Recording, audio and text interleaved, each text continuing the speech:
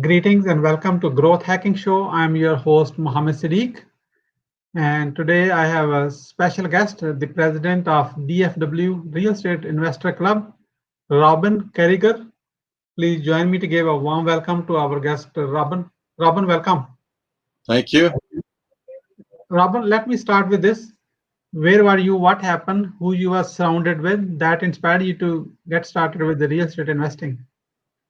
So I'm a software engineer, and I guess we've been in the business now, in the real estate business, for about 17 years now. And back then, though, I was just a software engineer, and there was a lot of outsourcing going on, for software engineers. And I was like, well, I saw a lot of good people walking out the door, and I was like, I need to do something to have a backup plan, if you will, right? Because I don't want to just get laid off. And so we got into real estate.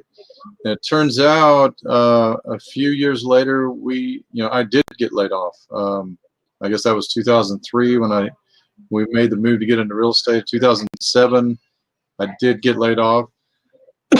Excuse me. As it turns out, I was only a full-time real estate investor there for a few months before I was not looking for another software engineering job at all, but people that I knew actually called me and invited me back. So I actually went back to being a software engineer, and I still am one today. In addition to buying and renting out real estate, as well as running DFW Real Estate Investor Club, teaching other people how to be real estate investors. So what was the moment where you switched from real estate mindset to, from software mindset to real estate? Is there anyone in your life kind of? Obviously there was a need for it, and so we looked into it. And I guess it was one of Robert Kiyosaki's books that I read initially. After some serious prayer and things like that. I read one of his books. It wasn't Rich Dad Poor Dad, but it was one in the series. I think it was called Retire Young, Retire Rich or something. And I just couldn't put it down. It was absolutely awesome and amazing. And his concepts really did contribute significantly to what we did to begin our real estate investing careers, as well as right up until now. I still love everything that guy has taught in his books and videos, etc. So great stuff. Yeah, great stuff. So you have been doing real estate for a long time, I would say, like a pro. So, 17 years, yeah. You learn a few things in 17 years, yeah. We call it a thing or two. We know something about it, So what are the top 3 success secrets you have based on your experience to do the best way to do real estate? Well, depends on what you want to do. If you want to be a real estate investor, you need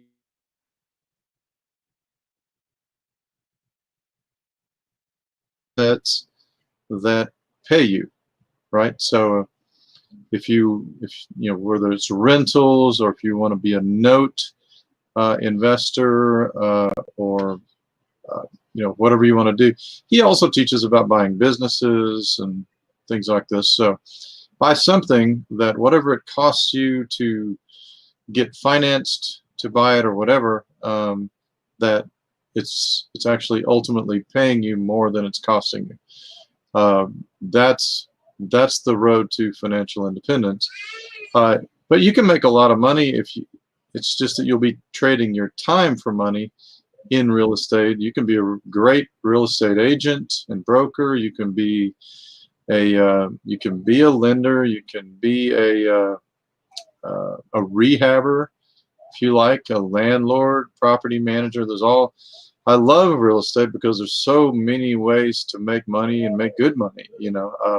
I just prefer to build up the portfolio and automate it as much as possible, and that way pretty much you're financially independent, and you can spend very little time and still make a good living, and then have a lot of free time to do whatever you want to. In my case, it's spending more time with my grandkids. So Yeah, this is good. This is good. So share with us any one deal you have done. You're really proud of it. You feel you'll keep sharing it with other people. I wish I had that deal almost every month or every few months. yeah, there's so many of them. A couple of rehabs that we did that were really profitable, that are really very close to us. Um, and one of them I think we cleared like 47,000 net on one of them and 55,000 I think on the other one. Really, the secret is in finding the deals, though. That's really, that's the challenge. Is if you find a deal and you can recognize it and know how to structure the proper exit strategy, that's really the key to success. And so, yeah, we have all kinds of marketing going all the time, and we happen to run into some of those. And I could tell you a very long story, but essentially we negotiated with the seller. We made it into a win-win, and fixed it up and pushed the envelope and trying to sell it. And sure enough, somebody bought it for even more than what we thought we would end up being able to sell it for initially. So yeah, it's great. Now, the bigger deals on the investor side, we love buy and hold, of course. That's our top goal. So we have an apartment building that we bought back in 2018, and that was a very nice deal. We were able to get in there, fix it up, clear out some deadbeat tenants, raise the rents a little bit, structure it differently, and it's cash flowing now very nicely. So how many doors? It's actually quite small, but as you probably know, anything 5 units and above is an apartment building. So this is a 7-unit apartment building. But yeah, our overall portfolio is 45 doors. So that was a nice little addition to it. So That's good. So based on 17 years experience, Robin, I'm going to flip the question to the other hard question. So what's the one most bad deal, like a worst failure in your life in the real estate? Yeah. And what did you learn from that, and how did you recover from that? So that was actually back after I got laid off of one of my software engineering jobs.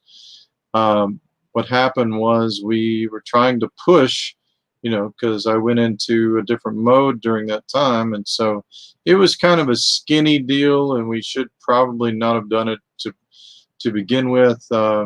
Looked like we could sell it for maybe 112, 115, something like that.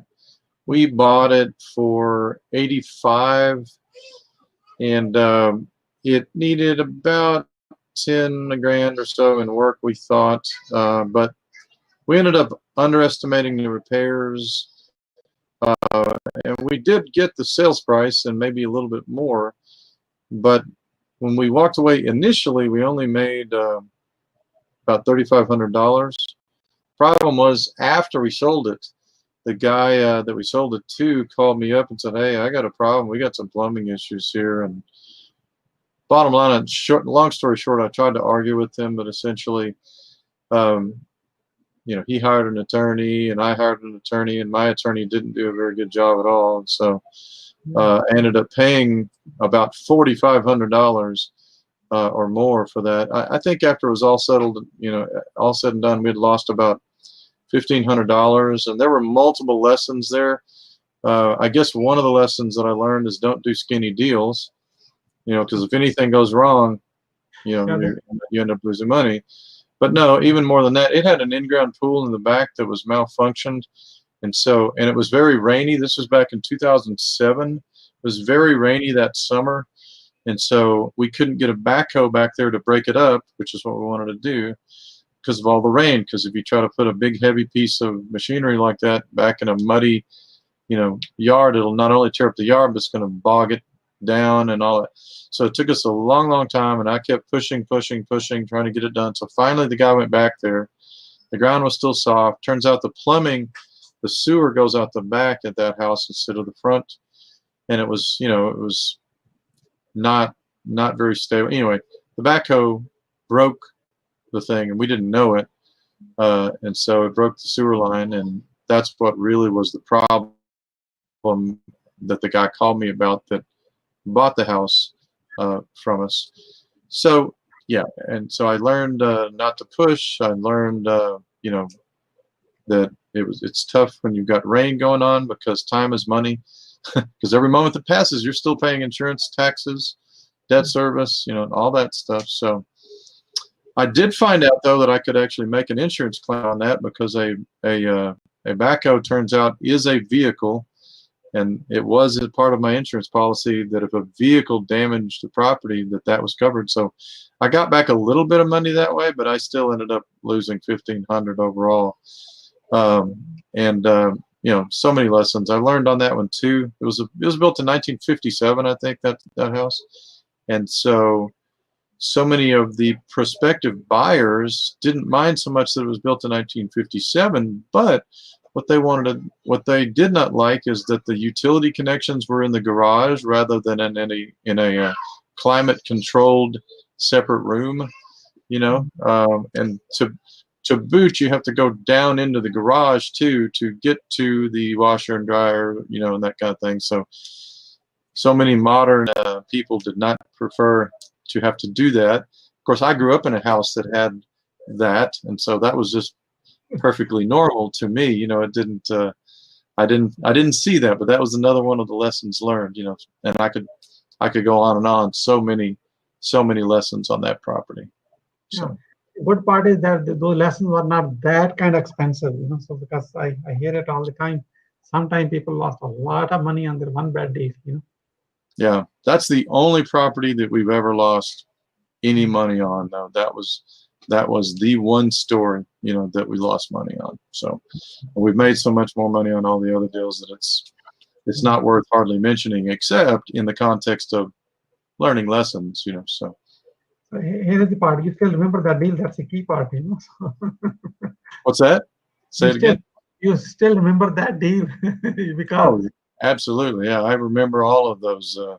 I remember every deal that we've done. Yeah, it's, even though there's a lot of them, I remember them all. There's something to be learned on every deal, even still today after 17 years. You know. So let's talk about your REI Club. So tell us more. How many members you have? How frequently you will to meet, so that when people are watching this, they are from Dallas area, they probably can say hello to you. Yeah, so we meet typically once a week on Saturday at 9 a.m. We go to about 11:30 or noon or something like that. We meet in person as often as we can. It's kind of our rule these days with the whole COVID-19 thing going on is, if the main speaker is going to be there in the room with us, we will go to meet in the hotel. It's the Hampton Inn in Hurst, Texas. And but even when we meet in person, we also meet via Zoom. And so we have, I don't know, it depends on the topic and what else is going on, but we might have 30 people, something like that. Sometimes if it's a bigger group, you know, a more popular topic, maybe 45 or 50 or something, you know, it just depends. We have had as many, back in the old days, we have had as many as 115 people attend one of our meetings before, you know. So that was the topic of, you know, how to rapidly build wealth and, you know, own property without mortgages and that kind of thing. So very, very good topic. We still do that topic, but not with the special speaker. We had a special speaker that day, but yeah, we have all kinds of stuff. I mean, I could go on and on about the club as well. We've got memberships. We've got, we record all of our meetings, and so we've got a vast meeting video and audio library. So yeah, it's, and we try to help people. That's what it really boils down to. You know, it's been a financial life changer for us. Real estate has been, and so we're trying our best to try to figure out how to give back. You know, so yeah, definitely. So if you're watching this live or recorded, doesn't matter when you're watching. Here is the website, DFW REI Club.com. You can see it on my screen right now. Take a picture, visit this website, and find out what's you know, next meeting is. I highly recommend. You are in real estate, you want to connect with the like-minded people who may have done probably more deals, and you can learn a lesson, a lot of exchange your ideas and share, and it's all about connecting with other people at the end of the day, you know. So, Robin, as we are about to wrap up, what would you say as a final word? You know, I just want to reemphasize again, you know, it really is about relationships and about helping people. That's the number one thing. If we will all just take a little time each day to figure out, you know, and to ponder what is it that I have and what is that I can do to reach out and help more and more people, you know, and automate that and extrapolate that as much as possible, because the more people you can touch, the more successful you will be. And I think the more fulfilled you will be as well, because honestly, we can't take anything with us when we go. And so, you know, what's more fulfilling than knowing that you impacted somebody else's life, you know, significantly? You know, that's my parting word. Yeah, no, definitely, definitely. It's all about giving. You know, so thank you so much, Robin, for sharing your wisdom with us today on the behalf of a Growth Hacking Show community and our entire team. We really appreciate you. This is Muhammad Siddique signing off from Atlanta, Georgia. All good wishes.